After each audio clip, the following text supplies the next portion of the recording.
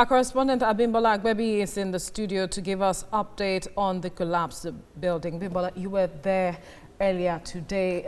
From the reactions we are getting, a lot of people believe that some persons are still trapped beneath the rubble. But when you got there, what was the state of things? Yeah, Veronica, like you know, Lagos Island is one area where we've had a series of cases of buildings collapsing in the past.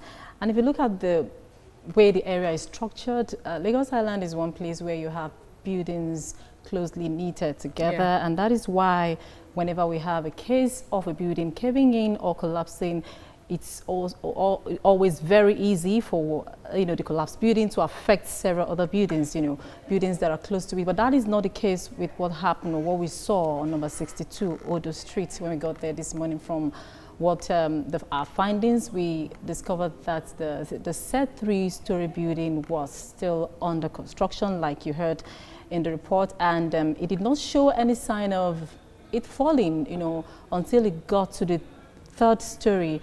And then during our conversation with residents, in the area, where there were reports of substandard products being used by the engineer, which of course a lot of them have linked to, why the building collapsed. So basically, that's the reports we have from there. People are saying while the construction was going on, they saw some of the materials that were used, for the building, and it was so easy for a lot of them to conclude that, oh wow, that's the reason the building collapsed. 8 persons are said to have died as a result of this. Do we know what the figures are at this time? And they are saying that perhaps there are still more people trapped there. Yeah, that's what people were saying when we got there this morning.